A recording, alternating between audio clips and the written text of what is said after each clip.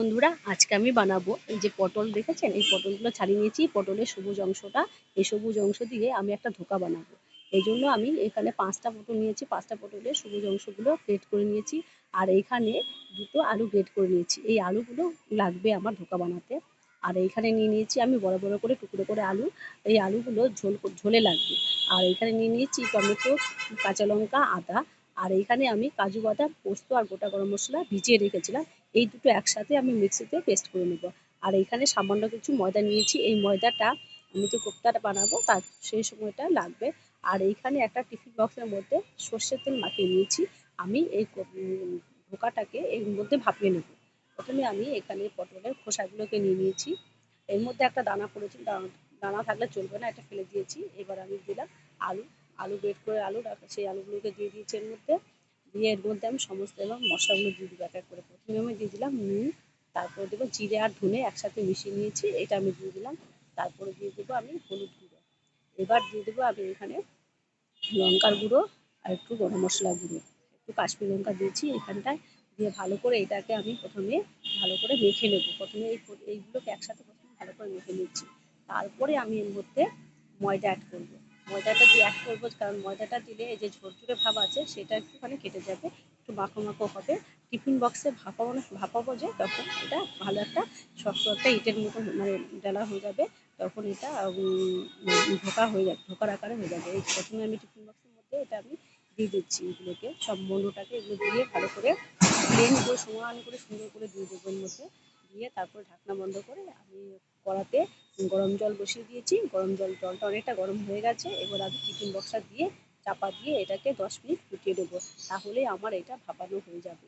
এটা প্রথমে চাপা দিয়ে ভালো করে এটাকে ফুটিয়ে নিয়েছি। আর এইদিকে আমি টমেটো, কাঁচা লঙ্কা, আদা, পোস্ত, কাজু সব ভালো করে মিক্সিতে পেস্ট করে নিয়েছি। আর এই দেখুন আমার পুরো এটা ঠিক ভালোভাবে হয়ে গেছে। এটা একটুকুও আর নরম নেই। আমি কেটে নিয়ে এবার আমি উল্টে দিচ্ছি। সুন্দরভাবে ধোকাগুলোকে হয়ে গেছে। এমনি যে আপনারা ছোলা ডালের ধোকা খান, তার থেকে এই ধোকাটা খেতে খুব সুন্দর হয় খেতে। এবার আমি কড়াতে তেল দিয়েছি, সাদা তেল দিয়ে আমি ধোকাগুলোকে একটু লাল লাল করে ভেজে নেবো। একটু নুন দিয়ে ধোকাগুলো ভাজবো, যাতে নুনটা এর মধ্যে মিশে যায় আর কি। মানে নুনটা দিলে স্বাদ টেস্টটা ভালো হবে। এই যেমন ভাজা হয়ে গেছে, এবার আমি এটাকে তুলে নিচ্ছি, লাল লাল করে ভেজে তুলে নিয়েছি। এই ধোকাগুলো খেতে এত টেস্ট হয় যে ঝোল না খেলে ওই ধোকা দিয়েই ভাতটা হয়ে যায়। আর এবার আমি সে কড়াইতে সাদা তেলটা আছে ওর মধ্যে একবারে আলুগুলোকে ভেজে নিচ্ছি। বড় বড় করে আলু কাটা, তো ওই জন্য একটুখানি ভেজে নিলে পরে আলুটা ঝোলে দিলে তাড়াতাড়ি সেদ্ধ হয়ে যাবে।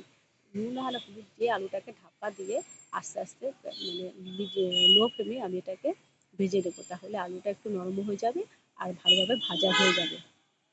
এই আমার আলু এরকম ভাজা হয়ে গেছে। এবার আমি আলুগুলোকে নামিয়ে নিচ্ছি।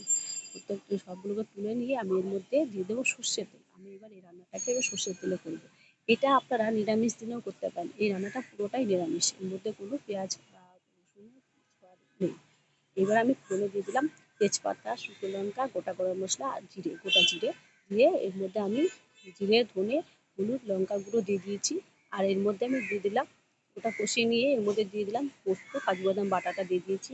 তারপরে একটু কালারের জন্য দিয়ে দিলাম এর মধ্যে কাশ্মীরি লঙ্কার গুঁড়ো। টমেটোটা আমি যেহেতু পোস্তর সাথে একসাথে পেস্ট করে নিয়েছি, তার জন্য আলাদা করে আর দিলাম না।